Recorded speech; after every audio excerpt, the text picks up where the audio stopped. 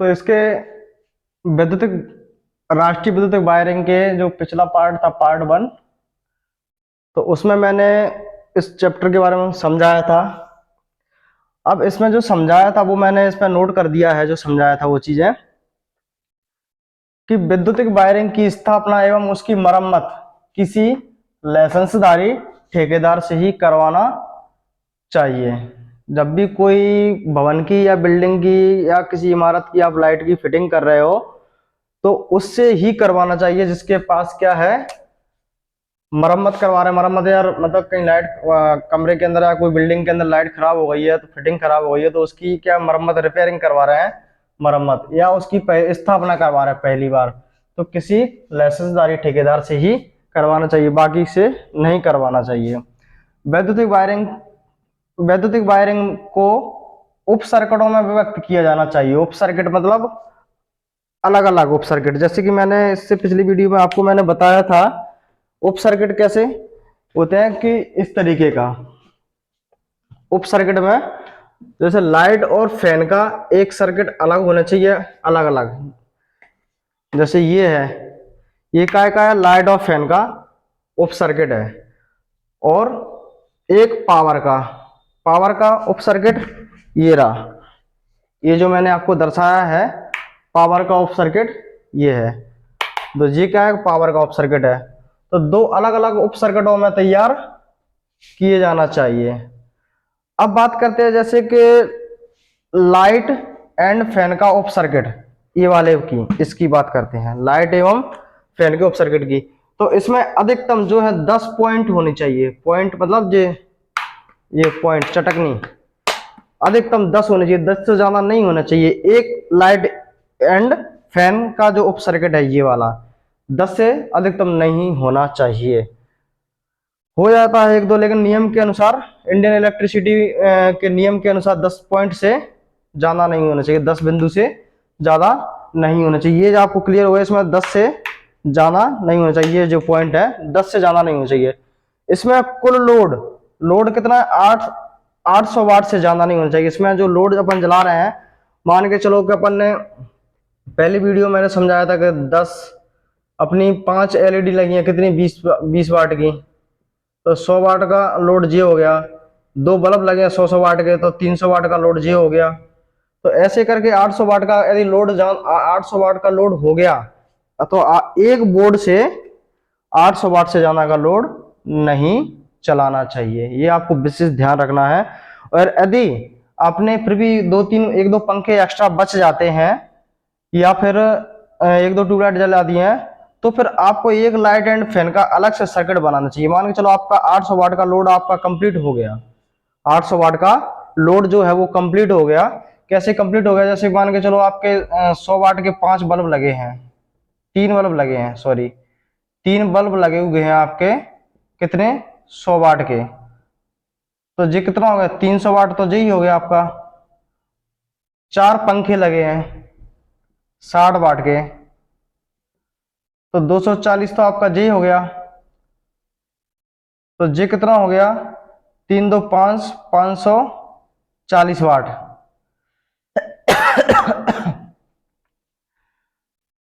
50 वाट के 80 वाट का एक कूलर लगा हुआ है, मान के चलो 2 कूलर लगे हैं या 3 कूलर लगे हैं, तो 8 3 24, 240 वाट ये हो गया। तो ये आपका कितना हो गया, 5 600 700 8 780 के आसपास, मतलब आपका 800 वाट का लोड हो गया। अब फिर भी अपना कुछ पंखे या कुछ एलईडी बल्ब बन जाते हैं, तो इसमें ही पॉइंट ना लगाएं एक्स्ट्रा, एक अलग से बोर्ड और तैयार करना पड़ेगा आपका, काय का, लाइट और फैन का अलग से बोर्ड तैयार करना पड़ेगा। तो उनका कनेक्शन उससे करना पड़ेगा। ऐसा नहीं है कि आप बल्ब चला तो इसी में कनेक्ट कर दो, नहीं, ये नियम के विरुद्ध है। फिर बात करते हैं कि इसके अंदर जो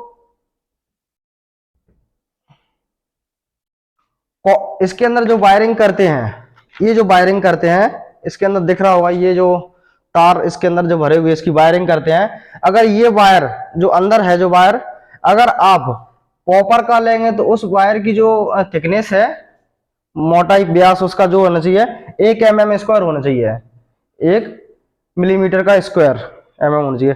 अगर आप एल्यूमिनियम कॉपर का उपयोग नहीं कर रहे, एल्यूमिनियम का उपयोग कर रहे हैं, तो आपका फिर वो होना चाहिए कितना, 1.5 mm², मतलब 1.5 mm का वायर होना चाहिए। लाइट एवं फैन के उप सर्किट का जो उपयोग करते हैं बल्ब में, एलईडी बल्ब में, पंखा में, कूलर वगैरह है, उनमें किया जाता है। अब बात करते हैं उप सर्किट के बारे में। उप सर्किट के बारे में अगर बात करें तो उप सर्किट में अधिकतम पॉइंट कितने होने चाहिए, 2 पॉइंट, जी 2 पॉइंट होने चाहिए। इसमें कुल जो लोड होना चाहिए 3000 वाट से ज्यादा का लोड नहीं होना चाहिए। 3000 वाट का लोड मान के चलो, आपका 1500 वाट का हीटर हो गया। एक एक पानी गर्म करने वाला जो इसका उपयोग किया जाता है क्या में, गीजर, जो पानी गर्म करने वाला गीजर होता है, मान के चलो ये गीजर है, ये आपका कितने का, 500 वाट का है, तो आपका 2000 वाट का तो लोड ये हो गया। एक फ्रिज चल रहा है, फ्रिज मान के चलो आपका कितना है, 250 वाट का है, 300 वाट का है। एक इंडक्शन चल रहा है 500 वाट का, वो हो गया, तो आपका 3000 वाट का लोड हो गया। अब इसके बाद में अपना कुछ और भी चलाना है एक्स्ट्रा में, डबल हीटर, रूम सर्दियां आ रही हैं या फिर एसी है गर्मियों में, तो आपको क्या है, फिर एक पावर सर्किट अलग से तैयार करना पड़ेगा उसके लिए। ऐसा नहीं कि आप 3000 वाट में ही सब उछेड़ दो, तो वो नहीं हो पाएगा। उसके लिए आपको अलग से एक पावर सर्किट और बनाना पड़ेगा, वो पावर सर्किट। और इसकी जो वायरिंग कर रहे हैं पावर सर्किट की, तो इसमें जो अगर आप कॉपर का वायर उपयोग करेंगे तो 1.5 mm² कॉपर का वायर की जो व्यास मोटाई होना चाहिए, ये मोटाई, ये जो दिख रहा है, ये वायर। और यदि आप एल्यूमिनियम का ले रहे हैं तो 2 mm² का होना चाहिए। अगर आपका ये एल्यूमिनियम का तो 2 mm² का होना चाहिए। ये चीज का आपको विशेष ध्यान रखना है। और क्या है कि विद्युतिक वायरिंग में प्रयुक्त होने वाली सभी सामग्री, उपकरण जितने भी आप, जो चाहे वो तार ले रहे हो, ये वायर, चाहे आप ये सॉकेट वगैरह ले रहे हो, ये जो सॉकेट ले रहे हो, ये जो स्विच है इनको ले रहे हो, या आपका पंखा हो, कूलर हो, एसी हो, कुछ भी हो, वो सभी सामग्री उपकरण का से ISI से प्रमाणित होनी चाहिए, मतलब इंडियन स्टैंडर्ड इंस्टीट्यूट। इसकी फुल फॉर्म लिख लेना, इंडियन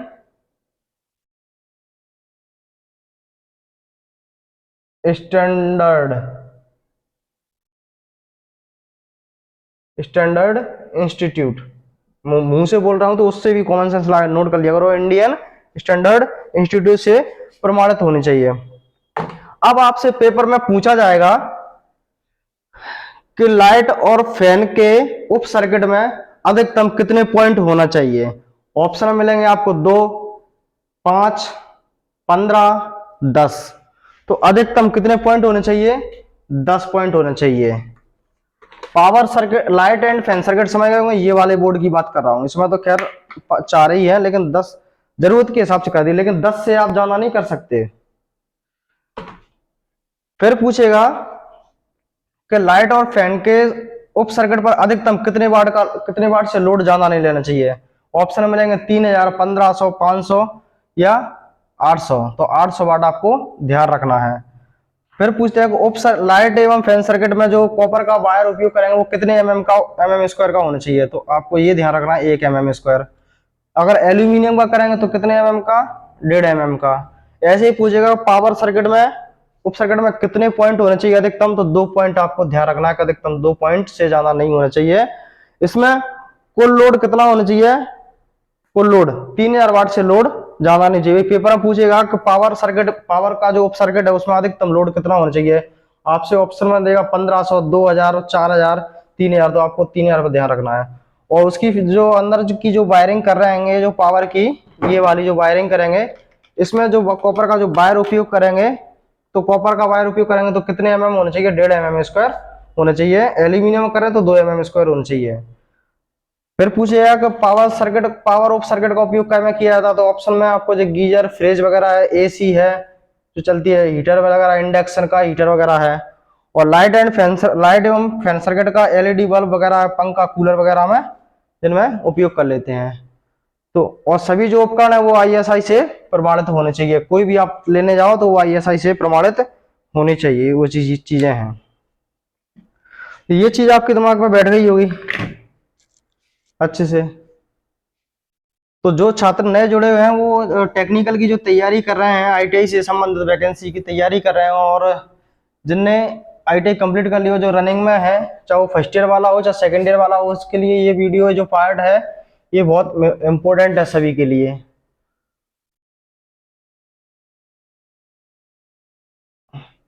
अब कुछ क्या है कि लोड की जो चीजें हैं वो अलग अलग उपकरण का अलग अलग लोड उपयोग करना चाहिए उसमें गणना के हिसाब से, तो वो मैं आपको बता देता हूं। तो जो मैंने लोड की कुछ तालिका बना दी हैं, तो इसको आप थोड़ा सा समझ लीजिए ढंग से कि लैंप अपने जो वायरिंग कर रहे हैं मकान के अंदर, तो जो लैंप होने चाहिए, लैंप यानी बल्ब, तो वो 60 वाट से तक के होने चाहिए। लैंप जो होता है 60 वाट का होता है, और जो सॉकेट होती है, सॉकेट 100 वाट की होनी चाहिए। सॉकेट बोले तो ये पावर सॉकेट, जो ये लाइट एंड फैन की जो सॉकेट है, ये जो सॉकेट, ये जो आपको दिख रही है, ये जो सॉकेट है, ये सॉकेट है, ये कितने 100 वाट की होनी चाहिए। पूछेगा पेपर में सॉकेट कितने वाट की होनी चाहिए। फ्लोरोसेंट ट्यूब मतलब जो ट्यूबलाइट वगैरह आती है वो कितने 40 वाट की होनी चाहिए। छत का पंखा जो है वो 60 वाट का होना चाहिए। मरकरी पेपर लैंप जो एक बड़ी ट्यूबलाइट रहती है, हेलोजन वगैरह टाइप की रहती है, वो छोटी वाली जो 80 वाट की होती है। पावर सॉकेट की बात करें, पावर सॉकेट मतलब जो वाला जिससे अपन एसी वगैरह चलाते हैं, हीटर वगैरह चलाते हैं, तो उस पावर सॉकेट जो आती है बड़ी वाली, थोड़ी ये तो छोटी वाली लेकिन वो बड़ी आती है, थोड़ी इससे बड़ी रहती है, वो कितने वाट की होनी चाहिए, 1000 वाट की होनी चाहिए। तो ये चीज आपको अच्छे से पता होना चाहिए। आप आईटीआई कर रहे हो तो इन सब के बारे में आपको नॉलेज होना चाहिए, कौन सी चीज कितने एमएम की, कौन सी चीज कितनी क्या होना चाहिए, ये चीज आपको क्लियर हो गई होगी। अब आते हैं कि जो छत का पंखा होता है उसकी जो दूरी के बारे में बात की जाए कि फर्श से कितनी ऊंचाई पर क्या लगाना चाहिए। अब बात करते हैं थोड़ा सा, जो आप मकान के अंदर जो पावर सर्किट और जो स्विच बोर्ड, या फिर आप समझ सकती हो कंट्रोल बोर्ड, कंट्रोल सर्किट, नियंत्रण जो स्विच बोर्ड होता है ना, इनको कहां से कंट्रोल कर रहे हो, जो कमरे के अंदर जो बोर्ड लगाना चाहिए उस बोर्ड की ऊंचाई जमीन से होनी चाहिए 1.3 मीटर होना चाहिए। जैसे ये अपनी क्या है, दीवार है कमरे की, कमरे की दीवार है, और ये क्या है, कमरे का यहां से गेट है, कमरे का क्या है, गेट है यहां पर, ये यहां पे ये क्या है, पंखा वगैरह लगा हुआ है। तो ध्यान से समझना, हमेशा जो नियंत्रण बोर्ड होता है, जो अपन मैंने अभी क्या बताया था, थोड़ा सा आप गौर से समझने का प्रयास करना।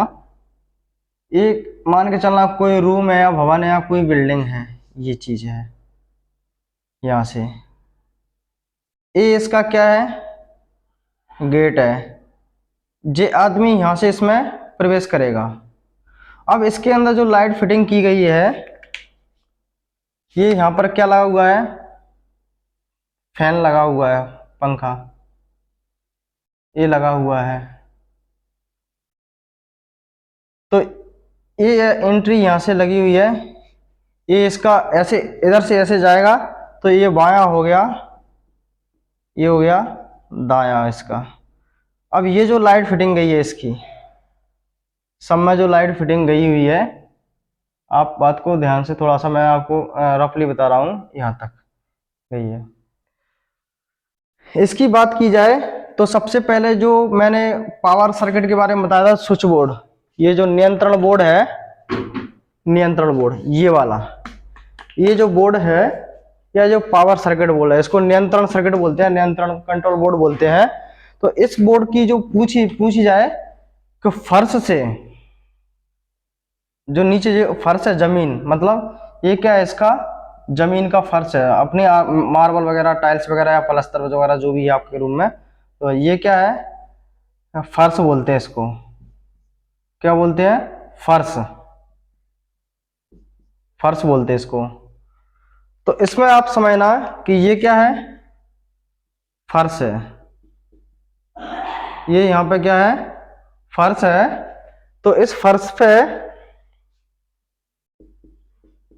ये है यहां पे फर्श, तो पूछेगा आपसे पेपर में, ये आपको पता होना चाहिए इंटरव्यू के हिसाब से, या किसी कंपनी में, गवर्नमेंट कंपनी में आप इंटरव्यू दे रहना चाहिए कि कंट्रोल स्विच बोर्ड जो होता है, ये जो कंट्रोल स्विच बोर्ड इस तरीके का, तो वो कमरे के अंदर या बरामदा के अंदर या बिल्डिंग के अंदर गेट के किस तरफ लगाना चाहिए, ये आपसे पूछेगा। तो हमेशा जो नियंत्रण स्विच बोर्ड होता है, कंट्रोल बोर्ड होता है, उसको कमरे के, रूम के गेट के बाईं तरफ लगाना चाहिए। तो ये आपको ध्यान रखना है, बाईं तरफ लगाना चाहिए। और फर्श से कितनी ऊंचाई पर लगाना चाहिए ये भी आपसे पूछेगा। तो फर्श से जो ऊंचाई के बारे में पूछी जाए तो ऊंचाई पर 1.3 मीटर की ऊंचाई पर लगाना चाहिए। ये भी आपको ध्यान रखना, बाईं तरफ लगाना है गेट के, और 1.5 मीटर की दूरी पर होना चाहिए। बाकी का और मैंने आपको इसके बारे में बता दिया था कि बाईं तरफ होनी चाहिए।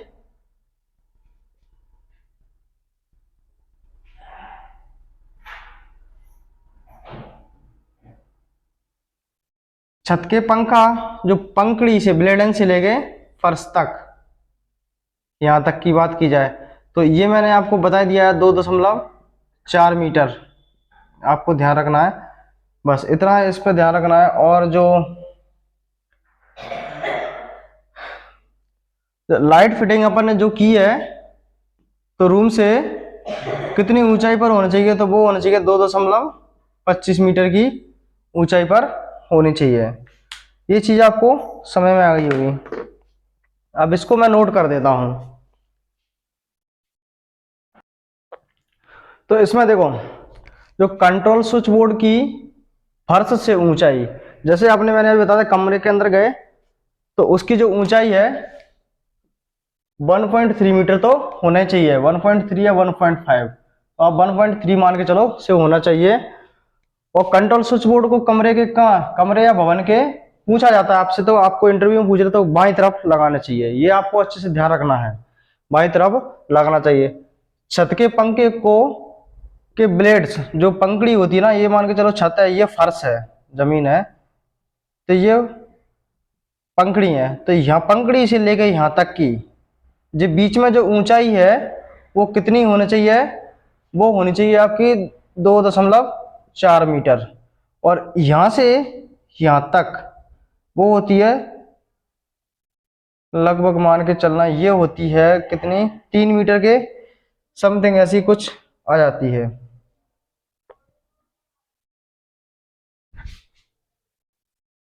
तो जो अधिकतम मतलब जो ब्लेड से यहां तक की ऊंचाई पूछे तो आपको ये ध्यान रखना है, ऊंचाई तो लगभग यही पूछता जाता है क्वेश्चन, तो 2.4 मीटर, और छत से लेके यहाँ तक तो आपको 3 मीटर की ध्यान रखना है। क्लियर होगा ये चीज। जो सभी प्रकार, और सभी प्रकार की जो लाइट है, आपका चाहे बल्ब लगा हो, चाहे ट्यूबलाइट लगी हो कमरे के अंदर, जैसे मान के चलो ये यहाँ पर दीवार पे, ये दीवार है, ये बल्ब लगा हुआ है यहाँ पर, या यहाँ कोई बल्ब, ऐसी कुछ लाइट ऐसी डेकोरेशन में लगाते हैं जो लटकी हुई लाइट रहती है, या जो दीवार पर लाइट लगी है, तो ये जो इसकी जो ऊंचाई है, सभी प्रकार की लाइट फर्श से, मतलब ये जमीन से 2.25 मीटर से कम ऊंचाई पर नहीं होना चाहिए, कम ऊंचाई पर नहीं होना चाहिए। और सीलिंग रोज जो होता है, ये झूमर वाली लाइट होती है, छत के पर लगी रहती है, जिसको बोलते हैं सीलिंग फैन, सीलिंग रोज, मतलब एक फुल टाइप की जो लाइट जलती रहती है, अच्छे अच्छे पैसों वाले के पास रहती है वो, तो वहां पर सीलिंग रोज रहता है लाइट। तो ऐसा नहीं है कि आप ये जो लगा रहे हो 2.25 मीटर से, या जे अगर सीलिंग रोज की फर्श से ऊंचाई पूछ ले, सीलिंग रोज मतलब झूमर वाली जो लाइट होती है वो 2.60 मीटर, 2.7 से नीचे नहीं होनी चाहिए। और जो सभी प्रकार की जो लाइटों के बारे में बात की जाए तो ये आपको यही ध्यान रखना है, लगभग मतलब वो तो 2.25 मीटर, ऐसा नहीं होगा आप नीचे पे लगा दो, कोई जाए तो उसकी बढ़िया में लग जाए तो वो मर जाए। तो इतनी ऊंचाई पर, इतनी ऊंचाई से कम नहीं होनी चाहिए, आपको विशेष ध्यान रखना है। सीलिंग रोज की जो ऊंचाई है वो जो है, ये ध्यान रखना है। अब आता है कि जो फ्यूज वायर होता है, फ्यूज वायर आपने देखा होगा इस बोर्ड की तरफ इधर की साइड में लगा रहता है फ्यूज वायर, यहाँ पर लगा रहता है, एक फ्यूज लगा रहता है, या कटआउट वगैरह आपने देखे होंगे, जो फ्यूज या जो कटआउट का उपयोग किया जाता है, जो कटआउट है या जो फ्यूज, फ्यूज यहाँ लगा रहता है, वो एक छोटा सा, उसको खींच ले तो पूरी लाइट बंद हो जाती है। तो वही बात हो रही है यहाँ पे कि जो फ्यूज है या कटआउट है वो हमेशा फेज वाले वायर पे लगाना चाहिए, फेज वाले वायर पर लगाना चाहिए, वो भी कै में, श्रेणी क्रम में, मतलब सीरीज क्रम में, फेज के सीरीज क्रम में लगाना चाहिए। अर्थात फ्यूज या कटआउट को अर्थ वायर और न्यूट्रल वायर पर नहीं लगाना चाहिए, ये आपको विशेष ध्यान रखना है, न्यूट्रल वायर पर नहीं लगाना चाहिए। अब चलते हैं कुछ और भी इसके अंदर चीजें हैं, मीडियम वोल्टेज, न्यूनतम वोल्टेज, हाई वोल्टेज वो पढ़ते हैं। अब आता है कि लाइट एंड फैन उप सर्किट, जो लाइट और फैन का जो उप सर्किट है, ये वाला उप सर्किट में यहां से जो तीन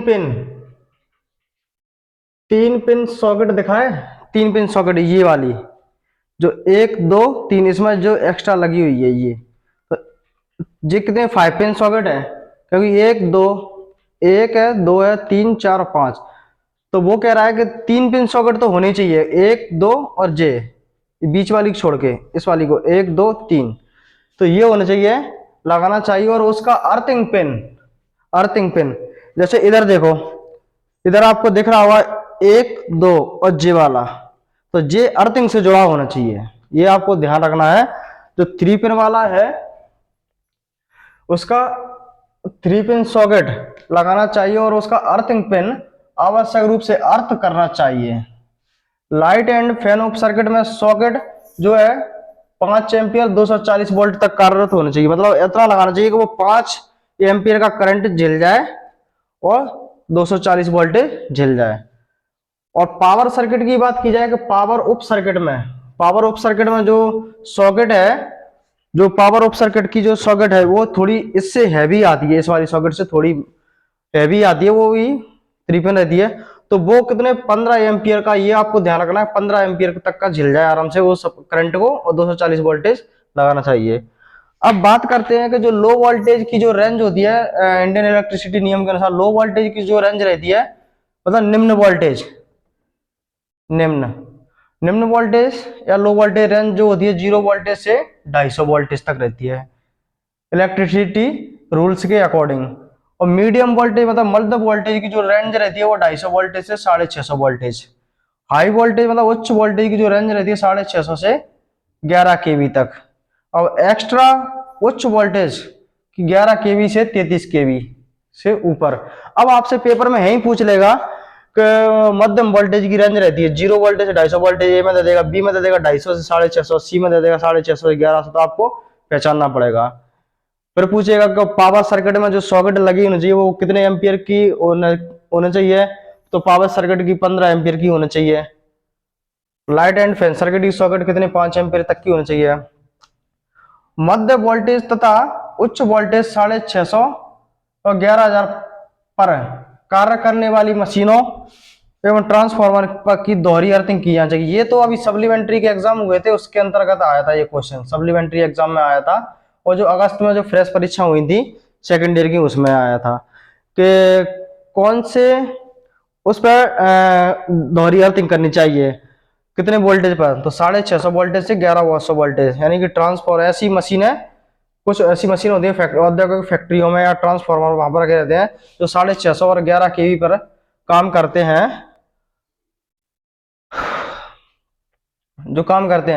उन पर जो डबल अर्थिंग करनी चाहिए, वो कह रहा ना कि दोहरी अर्थिंग करना चाहिए।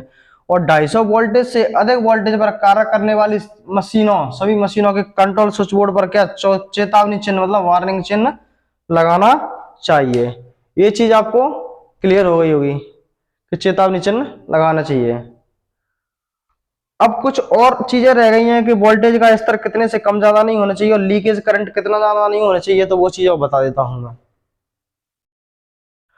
अब जो आता है कि किसी भी नई वायरिंग, किसी भी प्रकार की नई वैद्युतिक वायरिंग, मान के चलो कोई अपन ने किसी भवन के अंदर या बिल्डिंग के अंदर या मोटर के अंदर कोई भी चीज अपन ने क्या किया, नई वायरिंग की है, नई फिटिंग की है, तो उसको उसके अंदर लाइट चालू करने से पहले मतलब सप्लाई चालू करने से पहले मतलब पूर्व मेगर नामक यंत्र द्वारा लीकेज करंट का परीक्षण अवश्य करना चाहिए। तो ये क्वेश्चन आपसे इसमें जो अगस्त में जो पेपर हुआ था उसमें पूछा गया था, सेकंड ईयर के में पूछा गया था। और फर्स्ट ईयर वालों का भी जो सप्लीमेंट्री का एग्जाम हुआ था इसमें एक शिफ्ट में पूछा गया था कि नई वायरिंग जो होती है उसमें विद्युत सप्लाई करने से पूर्व उसको किस यंत्र के द्वारा जांचा जाना चाहिए। तो मेगर के द्वारा, ये आपको अच्छे से ध्यान रखना है, इस बार भी आ सकता है, मेगर के द्वारा मापा जाता है। लीकेज करंट का मान, लीकेज करंट का मान सर्किट के कुल करंट के मान से 1/5000 भाग से अधिक नहीं होना चाहिए। मान के चलो अपन ने क्या किया, कोई कमरे के अंदर ये लाइट फिटिंग है, अपन ने इसके अंदर क्या है, इसमें सप्लाई देने से पूर्व अपन ने पहले उसकी क्या कर दी, मेगर के द्वारा अपन ने करंट छोड़ने से पहले उसको मापा, उसमें कहीं लीकेज करंट तो नहीं होगा। तो लीकेज करंट हो रहा है तो वो कितना, 1/5 कुल करंट का, इतने से ज्यादा नहीं होना चाहिए। तो ये भी आपको अच्छे से ध्यान रखना है, 1/5000 भाग से ज्यादा अधिक नहीं होना चाहिए, मतलब ज्यादा नहीं होना चाहिए। फिर आता है कि लकड़ी के बोर्ड जो है सागवान की लकड़ी के बने होने चाहिए। जो लकड़ी के बोर्ड जो होते हैं लाइट के में काम आते हैं, वो बोर्ड का बने होने चाहिए, सागवान के बने होने चाहिए। जैसे ये जो है, अब ये तो न जाने काहे की लकड़ी का है, लेकिन ये जो बोर्ड होना चाहिए सागवान की लकड़ी के बने होने चाहिए। और चारों तरफ से इस पे क्या होना चाहिए, बार्नेस होना चाहिए, और इसमें बार्नेस लगी होनी चाहिए चारों तरफ से। लकड़ी की कौन सी लकड़ी, सागवान की लकड़ी बने होनी चाहिए, चारों तरफ से इस पे वार्निश होने चाहिए। साधारण बोर्ड की जो मोटाई होती है वो 4 सेंटीमीटर होनी चाहिए। साधारण बोर्ड जो होता है उसकी जो मोटाई जो रखी जाती है वो रखी जाती है 4 सेंटीमीटर से कम नहीं होना चाहिए। और कवच युक्त जो बोर्ड होते हैं उनकी मोटाई 6.5 से 8 सेंटीमीटर के बीच में होनी चाहिए। तो ये आपके भी लिए कुछ खास क्वेश्चन थे, इसमें से बस 2-4 क्वेश्चन और रह गए हैं, तो वो भी मैं इसी पार्ट में ही कवर करवा देता हूं, तो आपका ये कंप्लीट हो जाएगा।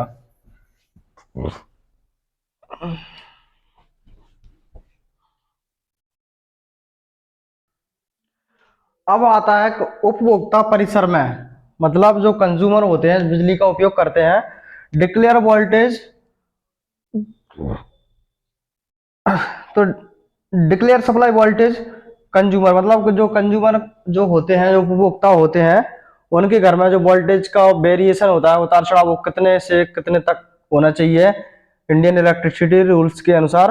और हाई वोल्टेज का जो वेरिएशन होता है वो कितने से कितने वोल्टेज की वेरिएशन। ये नियम नंबर जो है 54 में आता है। वैसे देखा जाए तो नियम, इलेक्ट्रिसिटी का नियम बनाए थे कुछ 54, जो 1956 में निर्धारित किए गए थे। तो उसमें बताया गया था कि declare voltage to supply of the consumer, मतलब जो उपभोक्ता परिसर होते हैं बिजली का उपयोग करते हैं, उसमें वोल्टेज का जो उतार चढ़ाव है निम्न वोल्टेज का, मतलब लो वोल्टेज का, वो होता है ±6% से कम ज्यादा नहीं होना चाहिए।